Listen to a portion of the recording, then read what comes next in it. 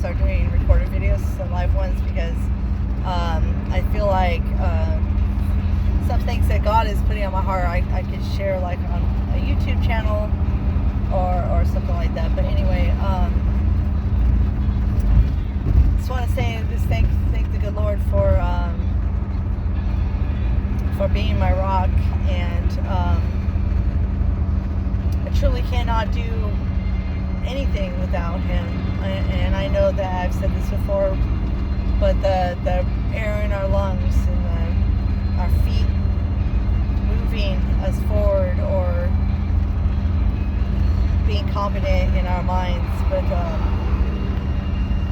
so every day we should start preferably before we even get out of bed. As soon as we wake up, thank God for the day that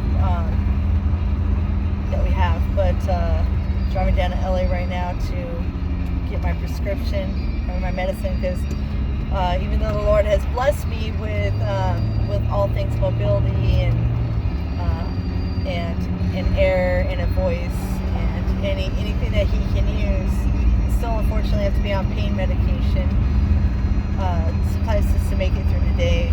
But I'm still appreciative of that, even the medication that God gives me.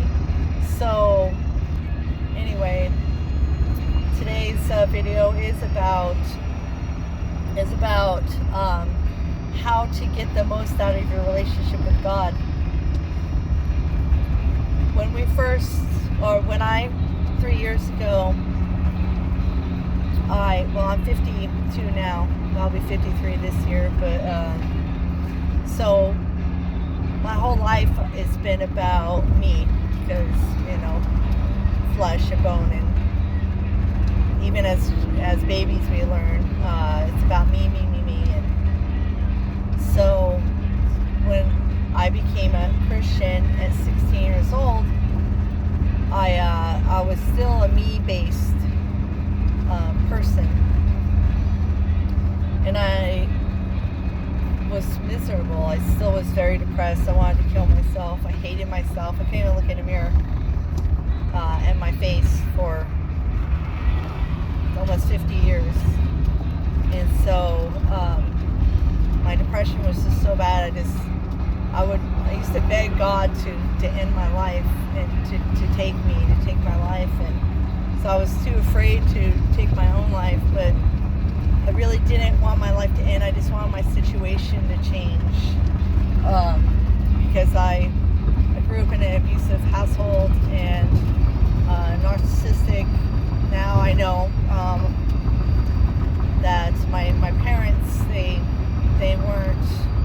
too were selfish and only thought about themselves, and how even having children can glorify them and how they can use us. But so I grew up in that kind of life, and it was hard. It was really, really hard. And like I said, you pray to die when you're just so miserable and you feel like nothing. So you start to treat yourself like nothing. And when you give your life to God, like when I gave my life to God, I told Him I was tired of trying. I didn't want to try anymore. I couldn't be me anymore. I couldn't do anything. Like, I was tired of trying. I just wanted my life just to end. And it never got better, no matter how sad or depressed or how much I wanted to commit suicide, no matter how much I drank, no matter how many people I slept with.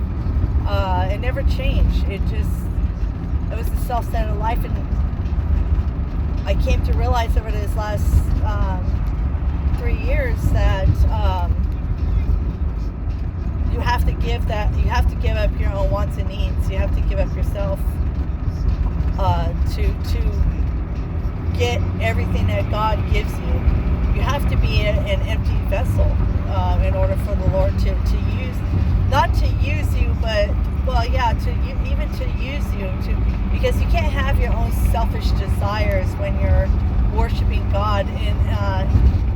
In the book of Exodus, when outlines the Ten Commandments. It says that you shall have no gods before me, and we make ourselves God. God is the creator, is not the cherry on top of the dessert. He's the cup that holds it. And so we have to give up everything in order to obtain everything. We have to give up every sinful, fleshly, worldly thing to receive every holy thing. We can't have unholiness and have holiness. And when God says that we have to, that the dark does not share the light, that's what he means. That we cannot hang on to things that are of the world, and we can't hold on to even our own identity, because if we want to have his identity and have his love and blessings, and for him to use us, we have to give up everything, and in a different way than what we wanted before. We wanted to give up everything, our lives, but that's a sinful thing. Even Job says after he loses everything that he says that it would have been better if I was not born, or if I was dead when I was born. And this that's sinful. It's better that we are born, that we do live, so that God can use us, that he can live through us, so that we can help other people who are going through the same thing. Because if you're without Jesus and you're without God, then you're nothing. And you know it. You're nothing, because the world cannot fulfill. The world can't give us what God gives us. So pretty much that's all I had to say. Have a blessed day.